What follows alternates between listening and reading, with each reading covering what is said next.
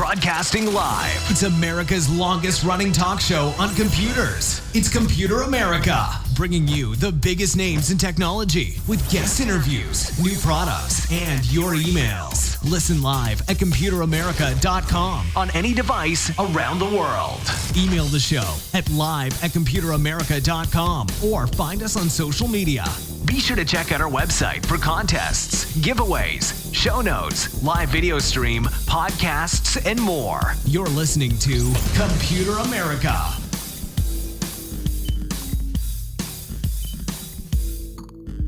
Hello and welcome into the Computer America Show. We are the nation's longest running, nationally syndicated radio talk show on computers and technology. Thank you for joining us. I'm your host, Ben Crossman, and I hope all of you are having a great day because, hey, we have a great show planned for you where we will be talking in the second part of the program about computer and technology news and a lot of great articles and topics to talk about there. Going to be a lot of fun. And then in the first part of the program, we, of course, have an interview, as is normal. And but what's not normal is that we have a great company called STEALTHbits Technologies joining us. And we'll get to them in just a moment. But, hey, it's going to be a lot of fun as we talk about, well, cybersecurity. Now, a couple of things before we get started, including computeramerica.com. That's where you'll find anything and everything having to do with today's show.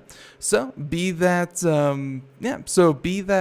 everything from articles that we write, reviews that we do, show notes, and links to our guest website, such as today, our social media contest. Everything can be found right there. And oh, by the way, social media contest brought to you by Logitech. And the live video portion where you can watch Computer America and not just listen. Oh, and a great component about the live video feed is that we also have a chat room where you can actually talk to us, talk to other people listening to the show, ask questions, and hey, just try to make the show a bit more interactive as you can, you can get through to us. If you have a question, feel like we are missing something, hey, let us know. Instant feedback. And that all can be found at computeramerica.com. And by the way, OWC is the one who is sponsoring the video portion. So with all that being said, and good afternoon, good morning to everyone out there, let's go ahead and get started. So crossing our fingers, let's hope this works correctly. I know that we were having some troubles just before the show, but yeah, let's see how this goes. So joining us from STEALTHbits Technologies and tell us everything that they do, how they do it, what they do, is the Vice President of Product Strategy, Mr. Gabriel Gumbs. So, Gabriel, hopefully everything's okay. How you doing? Good, Ben. How are you? Pleasure to be with you here today. Yeah. I'm doing well, thank you. Yeah, no, you sound great, and happy that you could join us. So, obviously, when you talk about cybersecurity and you talk about that from a, very broad corporate, kind of standpoint, it doesn't just affect the companies. In a lot of cases, the valuable information are customers, are average people, and, Computer America, average Americans that tend to lose their, have their data compromised. So this is going to be good. This is going to apply to a lot of people out there. But before we get into that, let's talk about STEALTHbits Technologies. I have not had the pleasure of knowing of you folks. Tell us about the company and tell us a bit about yourself. How did you find yourself with the company?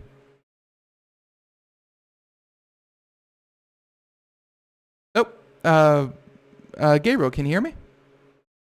Yeah, absolutely. Oh, there. Go ahead. Yeah, Oh, I'm sorry. Go for it. Gist of your question.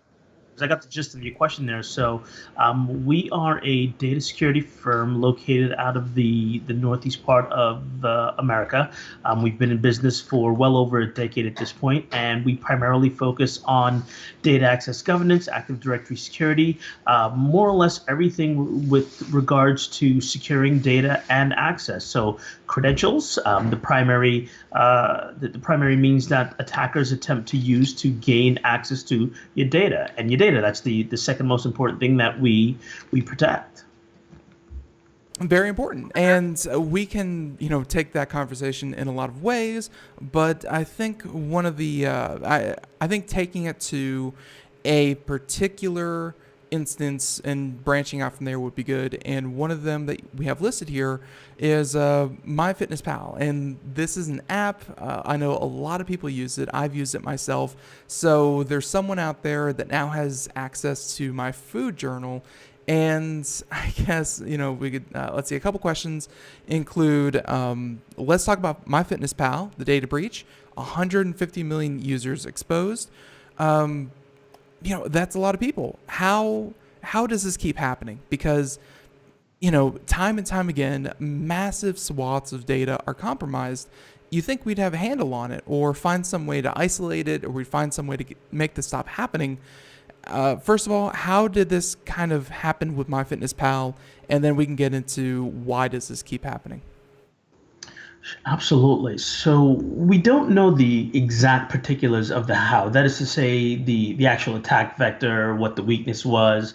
There's some information that's known about it, but not all the details. So what we know is that someone was able to compromise an asset that was exposed to the internet, likely one of their web applications.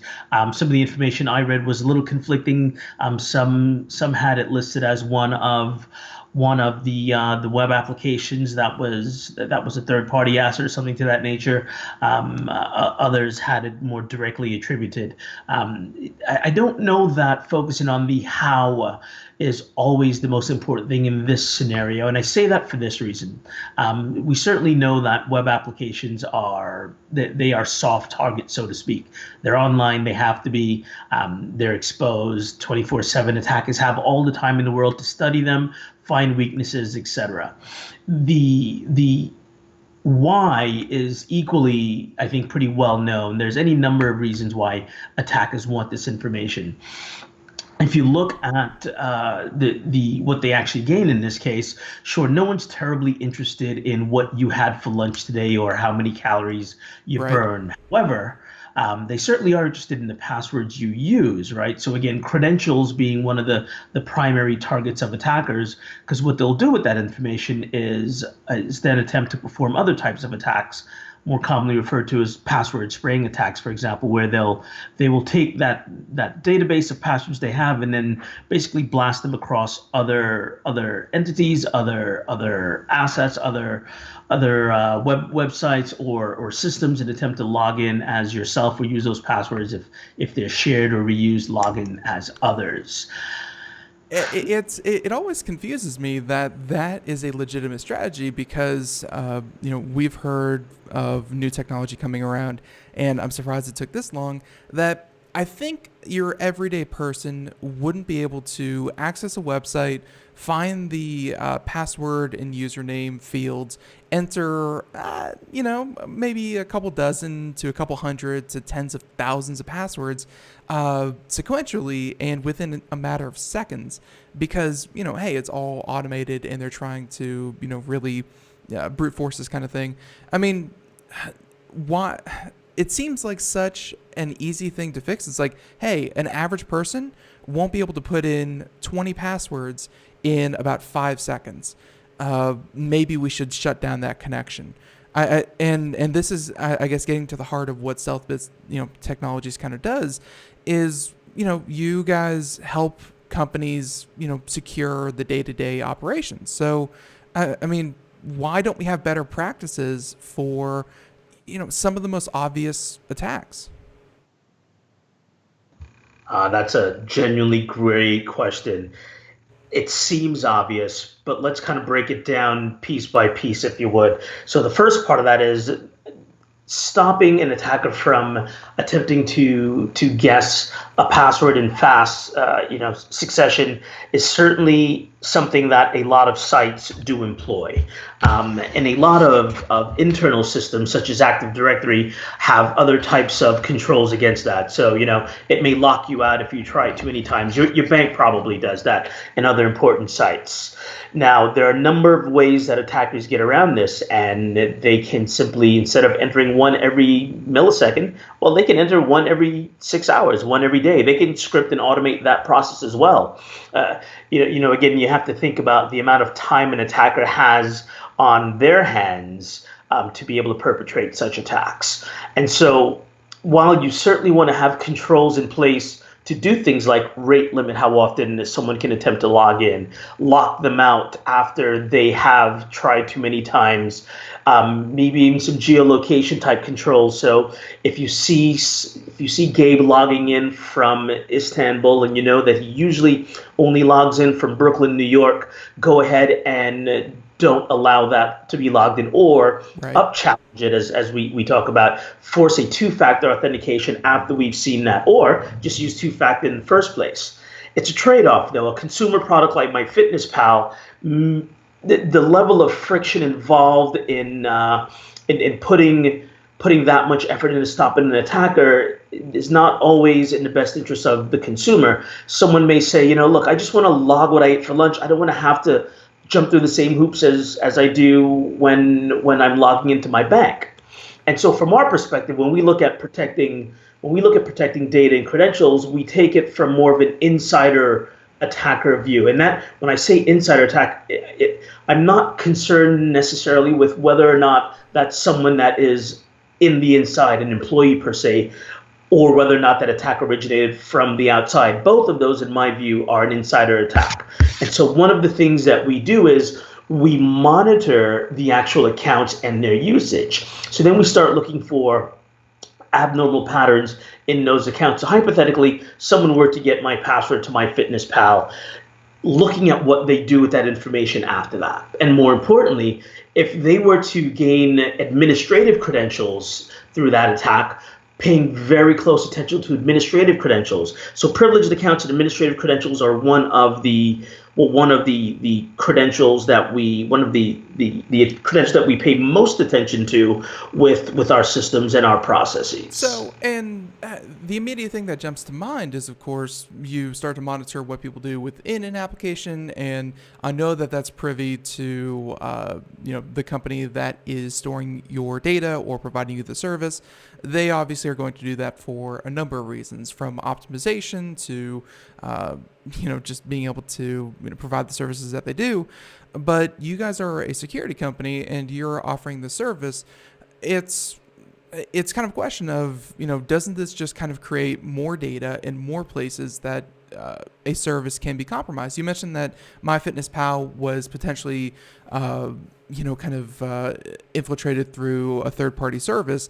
And I guess, StealthBits Technologies or any other place scanning for malware that's actively tracking users, doesn't that just kind of create two places where data can be compromised? Or do you kind of provide this technology to run alongside of, what's natively being run? I mean, is more places, storing data in more places or analyzing data in more places the answer to stopping data breaches? Short answer is yes. The long answer is there's a lot of data in other places that we first have to clean up before we get overly concerned with the protective data. So one of the more common things that we see are two things when it comes to data. We see an egregious amount of stale data. That is data laying all around the organization that hasn't been touched in some period of time, sometimes months, sometimes years. That data laying around represents a genuine risk to the organization. If it's not being used, but it still could be compromised, there's the case to be made for simply archiving it in a far more secure manner than having it easily and readily accessible the way more everyday data is being used.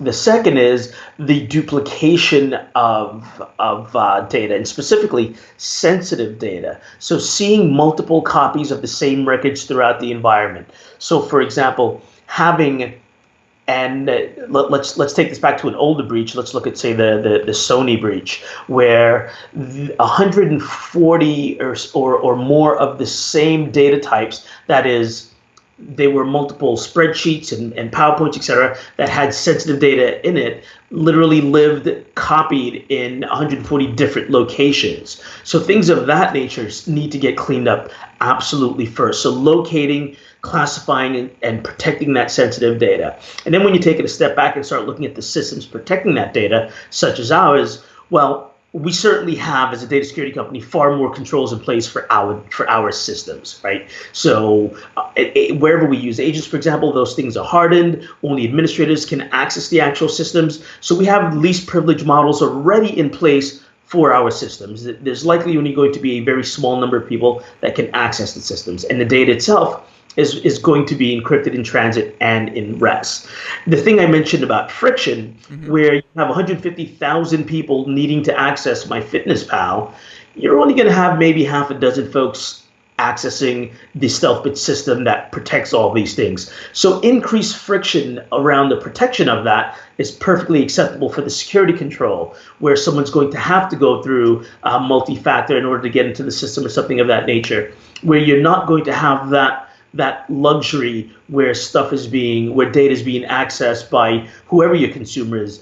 Internal to a large organization, your consumer is simply, everyone that's doing business that day internally, from the CEO to data operators, just folks that are manually entering data in systems. So the concern is different. The risk that's posed is different. The exposure levels are different, and we apply controls relative to all of those things. So, and this is a type of security that I've been hearing more and more about. And as I mentioned when we had another company on, I don't know if all of you kind of attend the same seminars or gatherings, but it seems like whenever there's a new phrase, everyone uses that at the same time. I think it's like depth of protection, or the idea that you don't just set up a big perimeter and a great wall of security.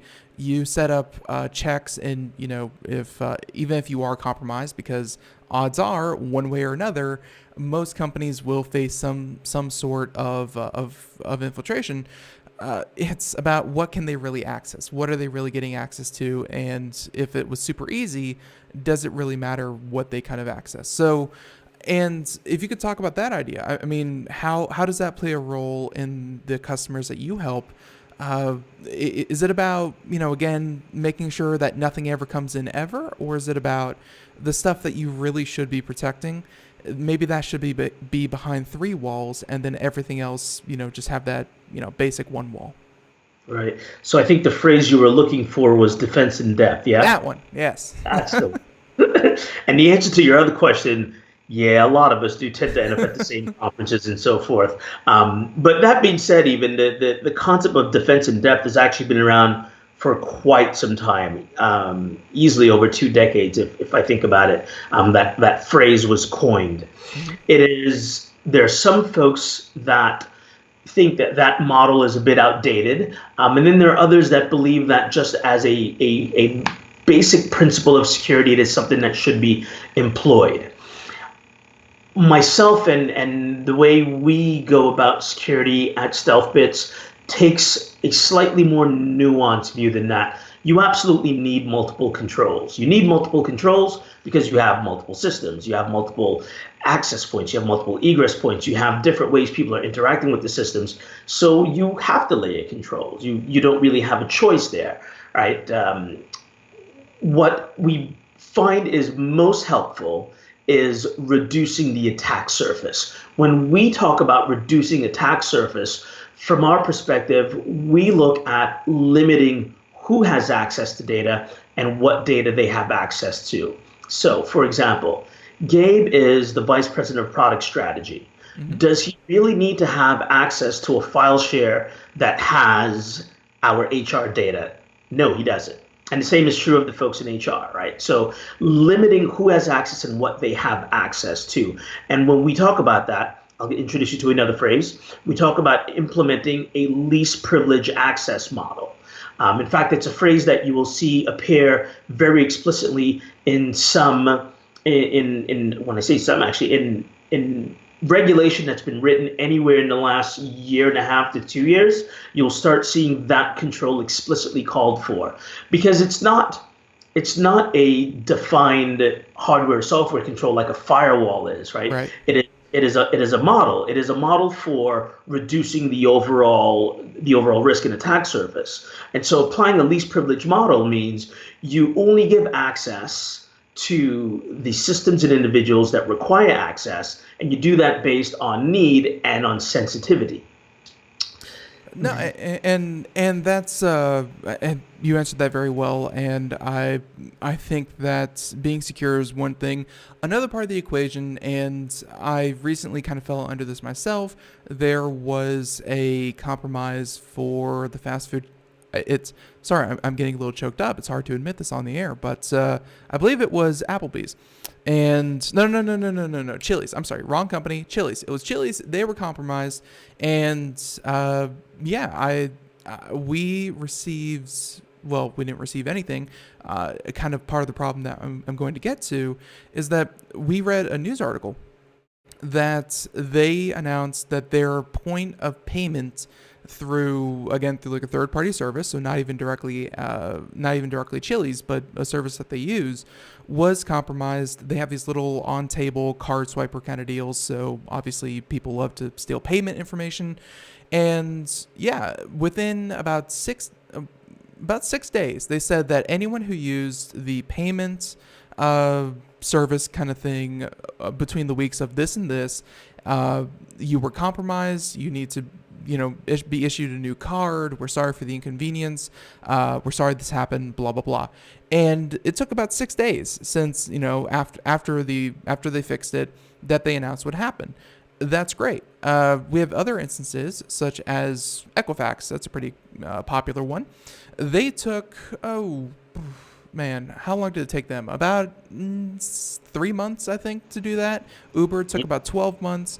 And I'm sure that you know the timelines better than I do. But my point is that once you're compromised, and just speaking from a consumer point of view, knowing what was compromised and announcing it to the affected party as soon as possible, how do companies get better at that? Because there has to be something between 24 hours and 12 months that people can be happy with. There is definitely something that's in between there. I'm going to lay on a bit more bad news before I actually even answer that. So that's the time from when the organization knew about the breach to the time that they publicly announced it. Right. There's more than likely what we refer to as a dwell time that equally occurred. That is the time that the attacker successfully compromised the systems to the time that the organization even knew about it. The average dwell time is pretty high these days. I've seen numbers anywhere between 49 and 150 days on the average, and lots of organizations being north of that as well. So from the time even an organization knows about it, it can be quite a long time. And that gives them a long time for damage to be done. And then what you're describing is the time between the organization knows about it till the time that they notify you. I do very much appreciate that you kept it within the context of the consumer, because I'm a bit more pragmatic as a security professional when I think about this. Mm-hmm. So in the Chili's example, payment data was stolen. For the most part, consumers aren't going to be held accountable for any monies that goes missing from their accounts or that gets charged to their cards. There is the inconvenience of having a new card issued. So when you think about actual impact, that, in my opinion, that this is Gabe the consumer with security knowledge speaking, that in my opinion is one of the reasons why we've not seen greater pressure on corporations to do more about protecting our personal data. Now, when you start looking at actual personal data, not financial data, so not my credit card was breached, but my medical records were breached and things of that nature. And I mean, just real quick, we actually have someone in the chat room that mentioned that they have their doctor's lab.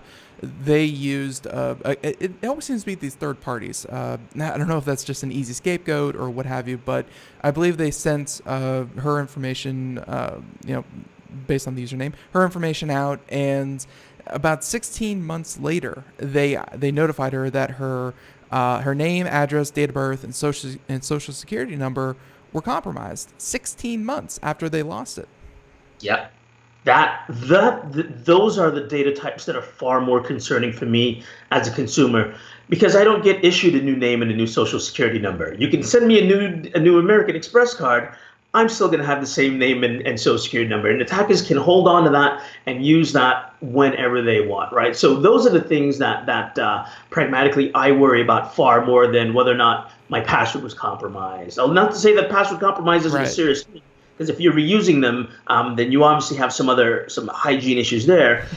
It's when more of our personal data gets compromised. I'm sure. Well, maybe not. I shouldn't say I'm sure, but in 3 days, GDPR goes into effect. I'm not sure how many folks are familiar with it, but that's the European General Data Protection Regulation, and that puts far more focus on data privacy than just data security, right? And the nuance there being is organizations have to take an approach that is focused on protecting our privacy and all of the data that can identify who we are as individuals. That is a far more that we're looking for, I guess, pragmatic. It's a more pragmatic approach from a consumer perspective. Right. I want you, Equifax, to protect, my financial data from that respect. I'm not as interested. I am interested, but I'm not as concerned when Applebee's has my card stolen. Now, as third-party scenario, is it an easy scapegoat? Well, it's not that it's easy. It's that as an attacker, it is my easiest path of compromise, because if you look at all of the third parties that get compromised, they're usually smaller, have fewer resources, and may not be as security savvy as the larger organizations that they have access to. But in a very interconnected digital world, we're not going to get away from a smaller third party handling our data. And that's why regulations like GDPR extend those rules outwards to all data handlers and processors, not just the ones that are large or small. And they put the onus on the large ones to ensure that the folks they're doing business with are taking certain measures to protect your privacy. Right, and Gabriel, we have about 2-3 minutes here, so I wanted to get into kind of what Stealthbits Technologies kind of does.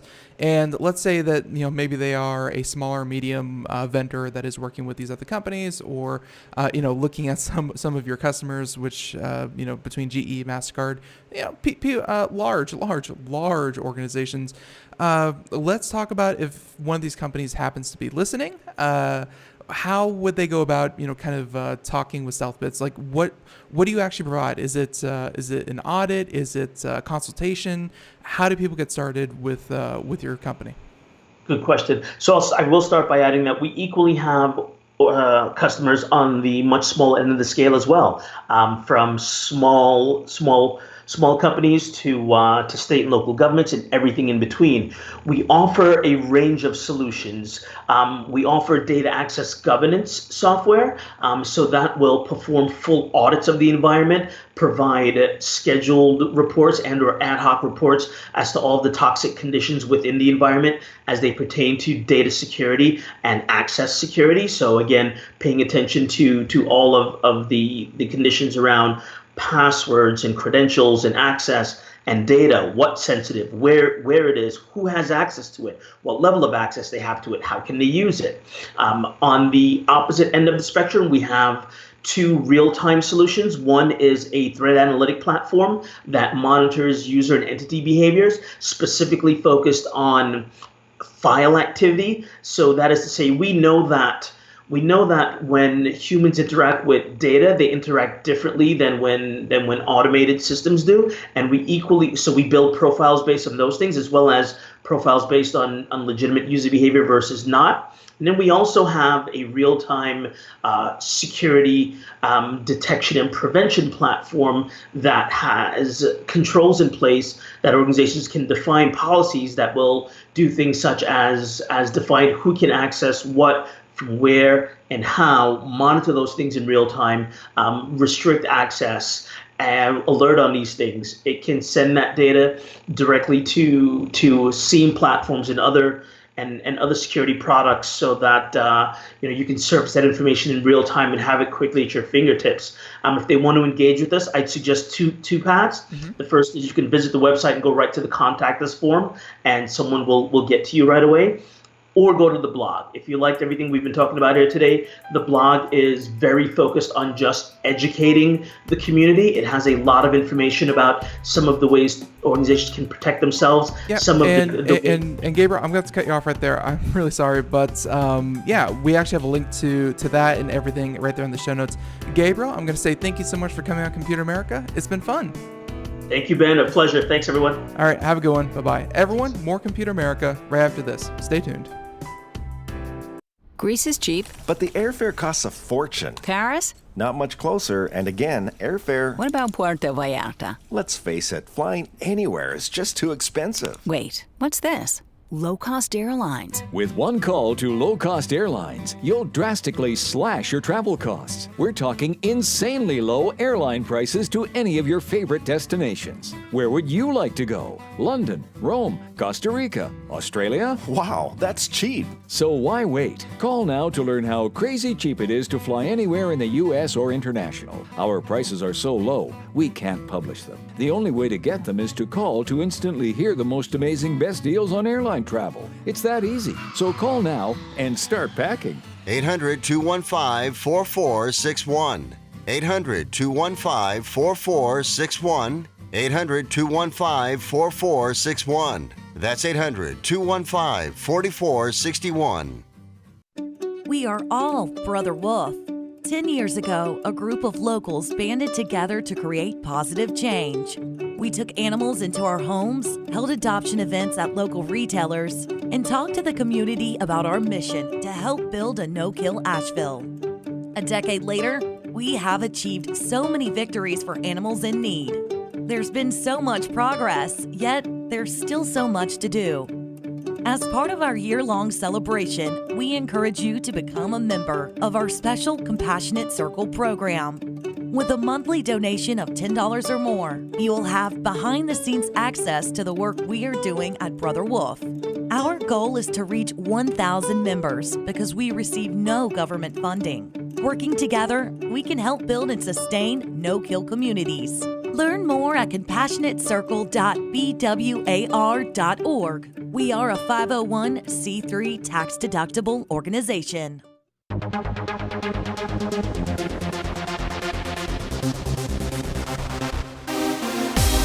And welcome back to the Computer America Show. It is 32 minutes past the hour as we continue on here, and just wrapped up with STEALTHbits Technologies. If you want to find out more about them, read that blog. A lot of very interesting articles that they have posted there. Be sure to check them out, and we have a link to them right there in the show notes over at computeramerica.com, or of course just stealthbitstechnologies.com. And it was great. If you missed any part of that, you could, of course, go to wherever podcasts are heard, download the Computer America podcast, which is simply the entirety of today's show in podcast form. So, hey, don't worry about it. If you have to time shift us, more than happy, whether you listen to us live, watch the video, or listen to the podcast. Any way that we're able to get into your listening time, more than happy. Thank you so much. So, with all that, why don't we go ahead and talk about computer and technology news? And this is a segment dedicated entirely to the latest and greatest tech news that we feel you should know about. And we have some great articles, so why don't we go ahead and get into it? And hey, again, this is brought to you by OWC. So, here we go.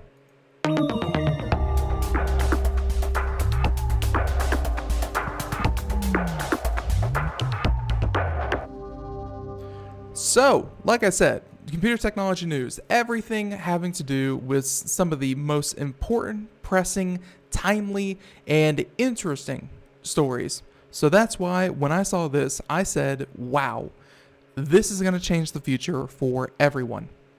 Folks, let me introduce you to Smart Tupperware. Tupperware. Yes, the one that you will put into your fridge full of that thing that tastes kind of okay, and you think maybe later, hey, I might want that. Odds are you won't, but you can try. And there's always seems to be that one Tupperware container you put into the fridge, it slides to the back because you're reaching for, something actually good. And it gets pushed to the back, to the back, to the back. It's hidden underneath the cheese, the old Chinese food, what have you. And eventually you forget about it until months later in some kind of freaky sideshow experiment, you pull out something that is probably going to be the end of all of us. Sound familiar? Perfect. Well, this is why there's a Kickstarter, and yes, I know, just did a whole bit last show about Kickstarters that don't really go well, but hey, maybe this one's different. Where we talk about connected appliances, we talk about connected services, we talk about connected lighting, but now we have connected Tupperware. Yes, you heard me right, smart Tupperware. And good news, they're compatible with Amazon Alexa. That's right. Now Alexa can tell you, hey, this is getting kind of funky. Might want to throw it out. So they call it the Ovi Smartware Food Storage System. And yeah, if you're watching the video portion, we can throw up the video right here. Nothing too hard, but yeah, there you go. The Ovi. And they said that the system contains several parts, one being a smart tag that goes into an Ovi container, a clip for bags of food and or universal connector for other forms of storage. And they say that you push the button to turn the tag on and tell the app what food it's tracking by entering it manually or telling Alexa what you're storing. Okay? You need a separate hub that needs to be plugged into a wall and connected to the internet so that they can then talk to each other. So far, sounding like a Bluetooth device that is stored in your fridge, connected to a Bluetooth receiver that's plugged into the wall, which then I'm sure talks to Wi-Fi and, of course, Alexa or any other device that you'd like. Sounds pretty simple. Ovi says it plans to launch the system with Google Home compatibility as well, and notes that the batteries on the smart tag last for anywhere from 12 to 18 months. We can thank low energy Bluetooth for that one. Using a database of food spoilage tags, the company says it can alert you when your product or meal is about to go bad, and the tag assigned to each food item starts its own countdown once it begins tagging, but you have the option to change the timing if you'd like. Here's the problem that I'm already seeing, and you can kind of see the tag there. They're round, they have the hashtag on them. It's whatever. The problem I already have with this is the fact that it has manual kind of things. It has manual countdowns that it will apply to whatever food you're tracking. So let's say you're tracking a bunch of Brussels sprouts. Let's say you're tracking fish or chicken or beef or whatever it is that you want to store. All of those, and trust me, being a lazy college student for quite a while and probably still am, I have tested the lengths at which something is good or bad. Having to manually input those, things can go from bad to worse in a matter of hours, and not always, kind of a prescription for, leftover Chinese food has 5 days. Hard cutoff, no longer, no less. And depending on what kind of Chinese food you get, that may not even be the right timeline. So the first problem I see is that because there's no sensors really in this thing, they don't have air tracking sensors, they don't have anything that tracks the, fumes coming off of these things. It's all based on databases and what they think is best. It's not really personal. It's not really personalized. It doesn't seem like much more than a Bluetooth tag with a built-in timer, and that timer being tied to, a database somewhere else. So that's kind of my first problem with it, is that it's not really a smart device. It's just kind of a glowing egg timer that you can put onto Tupperware. Anywho, for most people, it should be obvious when produce is spoiled, but other food items may require smelling them, which is unpleasant. I didn't know we were outsourcing smelling. I thought we just kind of did that. Oh, whatever. Other food spoilage tracking apps exist, but the Ovi line seems to be the most immediately visual when you open your fridge. Hey, these little tags, they do glow as you open the fridge. The system starts on Kickstarter for $60, and it gives you 3 OV tags, 3 universal connectors, and an OV hub, and it will start shipping in an entire year. So I thought that was interesting. One more I'm going to probably throw into the back of my mind when it comes to because whenever we talk about the Internet of Things and connected things, I always like to bring in the connected toaster or the connected thermostat. I think now I'll be able to throw in a connected Tupperware. Whether or not this is actually smart enough to be of interest, I have my reservations. But goes to show someone's working on it. All right, so there's that one. All right, so we don't... you know what? No, actually, we don't get into politics, which is why we won't really get into this story. But we have a president. His name is Donald Trump, and he likes to tweet a lot. And not only does he announce, everyday things or trials and tribulations of the office, but he'll actually make sweeping policy announcements through Twitter. Okay, it is what it is, what have you.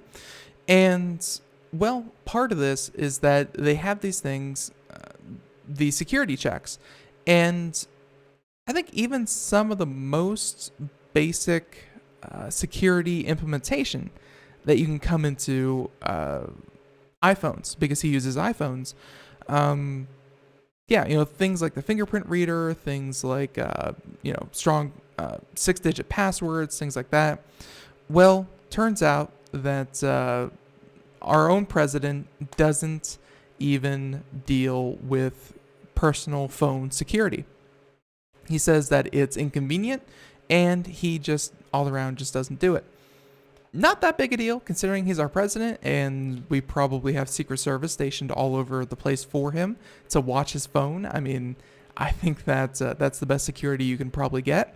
But it just goes to show that no matter how powerful, how high up someone can get, security, if it is cumbersome, or at least it feels cumbersome to some people, they will ignore it. And no matter how important the data, no matter how valuable the asset happens to be, if security is not simple, it will not be used. So that's all that article had to, or that's as far as we're going to get into the article there. So take from that what you will. All right. So there's that one. Why don't we go ahead? All right. This one was cool because it came out yesterday. Didn't get a chance to, but hey, we have some time today. Why don't we go ahead and talk about it? 2020, mark your calendars. Yes, in less than 2 years, a year and a half. Where does the time go? 3D printed partial liver transplants will be available. That's awesome. So they said that the 3D printed liver patches could extend the life of transplant patients for a year or two. Pretty darn cool. And this coming to us from Computer World and Mr. Lucas Mirian. There we go. And in as little as 3 years, patients awaiting a liver transplant may be able to receive a 3D printed dollar-sized piece of liver tissue that can extend their lives. Very important considering that so many people spend so long on the transplant list trying to find a suitable donor. This could be, well, it's not even could be, this would be a serious lifesaver. So they said that the 10-year-old company, and I believe it's called Organovo. It's a San Diego-based bioprinting company. And they said that they developed a bioprinting process that can be tailored to produce tissue in a variety of formats, including microscale human liver tissue and, most recently, kidney tissue. So kidneys and livers, they're on the menu. They, traditional testing and development uses animals or small sample of human cells planted in a petri dish can cost on average $1.2 billion and take a dozen years. Where the cost is high, in part because 90% of drugs do not pass animal or human clinical trials, so researchers must go back to the proverbial drawing board again and again until they succeed. So they said that bioprinting, though, great technology because, hey, it you can it takes out that trial thing where you don't have to scrap it all. You just kind of change your quote unquote ink, you change your quote unquote printing process, and you're off to the races once again with another experiment. So the bioprinting technology creates the tissue and a separate network of capillary blood cells that can mimic the transport of blood. The vessels are made up of up to 3 different cell types, stacked about 20 layers deep or about 500 microns thick. You can start to see how complicated this starts to get. So, they said that first comes a layer of human fibroblasts, then a 250 micron layer of human vascular smooth muscle cells, and then a thin coating of human vascular endothelial cells. I am awful with biology. Any point, let's go ahead and talk about the timeline here. And they have a quote here saying that we've got active animal trials going on and we're targeting having it in patients as soon as 2020. So in mice, the liver tissue patches have shown to begin circulating blood as early as 7 days after the transplant and for at least 28 days after the transplant. The total market opportunity for the therapeutic liver transplant exceeds $3 billion in the United States. And I think we're going to leave the article there, but it's just great to see headway into something that we were promised at the outset of 3D printers. This was something that 3D printers were supposed to be very, very were very, very capable of doing. Is that, you know, just like the one that you would go and find and print little plastic doodads, you'd be able to find much more sophisticated and expensive, but hey, just about the same process, be able to print anything from kidneys, livers, any kind of organs people would need on demand from stem cells. So, hey, if nothing else, just a little update. 2020 is when this company says that they're going to be able to print not full-blown kidneys, again, just to be clear, but rather kind of stopgap measures, things that can extend people's healthy lifespan by about a year while they wait for, again, suitable donors. Very, very cool. And hey, glad that they're working on it. So there's that one. All right. So here's, okay. So we're going to do this one and then we're going to wrap it up with Amazon and what they're doing. Very important, but Red, I've been following them ever since they announced that they were going to be coming out with a consumer grade phone. And the reason Red as a company, you may not remember them, you may not know of them, but if you've seen an IMAX movie, you've seen their technology at work.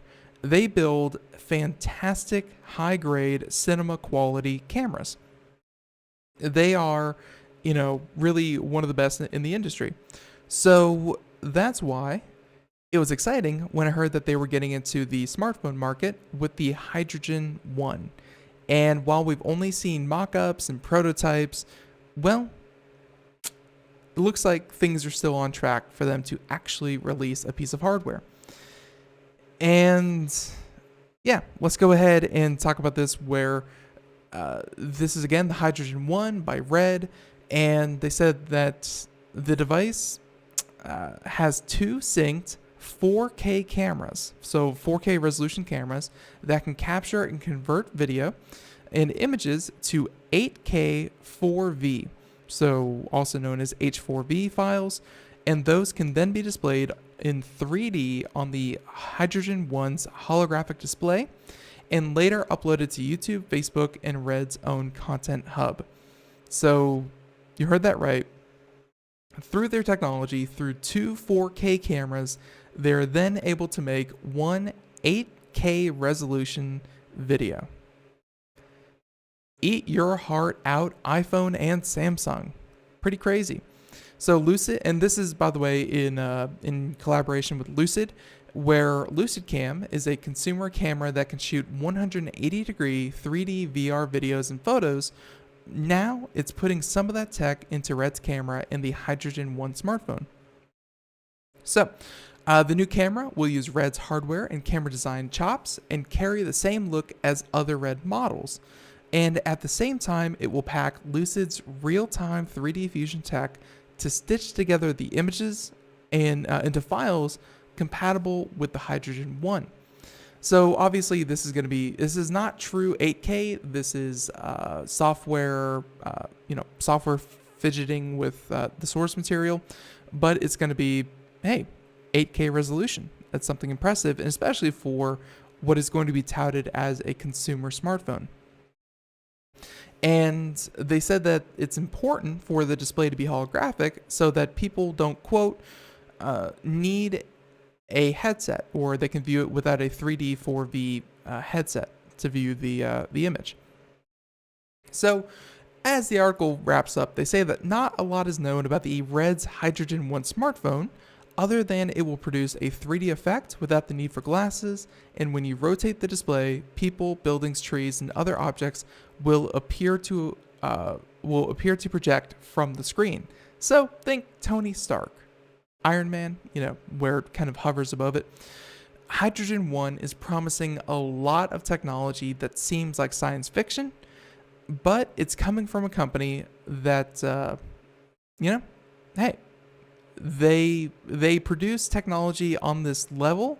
It's just like a Red camera will normally cost you anywhere from like $40,000 to like $200,000.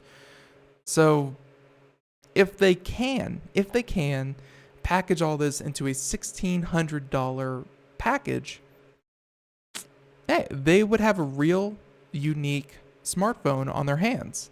It's just actually getting it to market and getting it, having it something people would actually want. That's the important part. So there you go. There's that one. And we're going to go ahead and wrap it up. And again, if you are watching the video portion, more than welcome to come on in and drop us a comment on this one, because this one, I don't know. I'm really torn on whether or not companies should do this, because all right, so a couple of days ago, didn't cover it here on the program, but if you were paying attention, Google had a number of employees quit Google. And trust me, Google, it's a pretty cushy job when you actually get in there.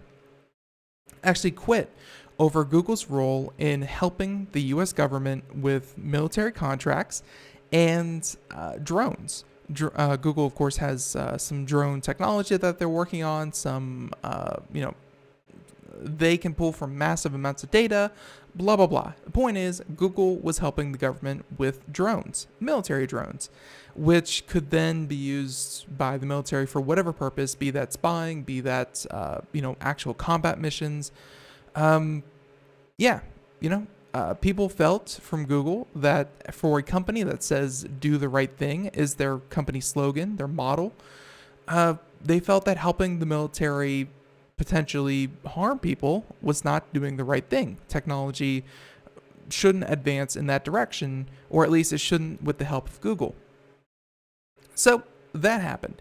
And now we have this article, this one from Engadget, along the same vein, where Amazon is selling facial recognition technology to law enforcement. So not saying that law enforcement itself is something necessarily bad, but for Amazon, a primarily consumer-facing company, and I know they have Amazon Web Services, but let's face it, everyone uses Amazon. For them to be partnering with law enforcement seems like be a bit of a conflict for people who readily give their information, and then Amazon turns around and sells it to, sells it back to the government or law enforcement. So again, all this privacy concerns and the role of private technology companies in technology. So here we go again from Engadget, John Fingus. And if you're nervous about the privacy implications of Amazon's camera technology, there might be a good reason for it. Where the ACLU and a coalition of civil rights groups are calling on Amazon, the chief, Jeff Bezos, to stop offering recognition with a K, that would be the software that they're offering, facial detection system to government customers after learning that the company is actively helping law enforcement implement the potentially invasive technology. So, mix this with Amazon's doorbell service to Amazon's just massive customer database. Yeah, we were just talking about Amazon asking permission to come into your home to control your front door locks. And yeah, this is the opposite of saying that, hey, we're going to be completely responsible with your with your home, and then they start to invite law enforcement into all of their data, or I'm sorry, all of their technology. So they said that police in multiple regions have partnered with Amazon on surveillance projects, including Orlando Proof of Concept that lets Amazon search for people of interest through city cameras, as well as Washington County, Oregon initiative that lets officers scan people to see if they'll turn up in a mugshot database. So, yeah, the beginnings of 1984, the beginnings of Minority Report, where you could just be walking down the street and any random camera will be able to pick you out of a crowd. That's a dream, and that's a dream that we are quickly heading towards, or, dystopian future, whatever. So the concern, they said, is law enforcement and government could easily use this for all the wrong reasons, where recognition is powerful enough to track faces in crowded scenes and could theoretically be used to locate activists and dissidents. So anyone who maybe they don't agree with, there you go. New York police, for instance, have already been caught filming protesters as an intimidation tactic, and they said that they could automate this process by flagging people who routinely show up at protests, no matter how innocent they may be. The ACLU also warns of immigration officials abusing this to track newcomers, legal and otherwise, while cities could routinely surveil residents regardless of their crimes. And yeah, it's certainly a possibility. Anything that you could say, you have the ability, and this is going to be in the hands of government officials. You have the ability to track anyone, anywhere, automatically, save that information, and access it whenever you want. And whether you use that, we've seen this through Facebook or Google or the NSA, whatever organization collects data. We've seen this misused time and time again. Even military officials in the NSA have been known to track ex-girlfriends or women that they find particularly attractive, or just surveil on people who have have really no crimes against them. They are tracked extensively. So that's only going to become more possible, and we're going to see more and more of it, especially if something like this is implemented. And then, of course, it's a role of what role does Amazon play? Because, of course, Amazon Web Services, huge, and will be running the recognition platform, and all that data will be flowing to some extent through Amazon. And what could they then do with it? So it's not certain if Amazon will formally address the objections. However, the outcry highlights some of the problems with the adoption of this surveillance technology. Companies are shopping it around to governments and police with no real public input, and the little consideration for privacy violations and other abuses. So, hey, folks, we're going to end it there. That's what the music means, but public interest when it comes to companies that work with government, law enforcement, blah, blah, blah, but then have massive input into our daily lives, it's a pretty good question. So, yeah, and yeah, just as Tech Rob was saying in the chat room, talking drones for facial recognition or attack, I mean, hey, anything's possible if you put your mind to it. So, everyone, hey, we're about done here. And until next time, thank you so much for tuning into Computer America. Be sure to check out the podcast. And hey, I want to see more of you in the chat room talking with us, making this a lot more interactive show.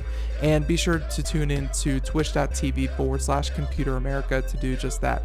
So until next time, everyone, be sure to tune in tomorrow, same time, same place, 4 p.m. to 5 p.m. Eastern, as we talk to a company called Then Affy. And we're going to find out what they do. So until next time, everyone, have a great day. Thank you so much. And stay safe out there, everyone. Bye-bye.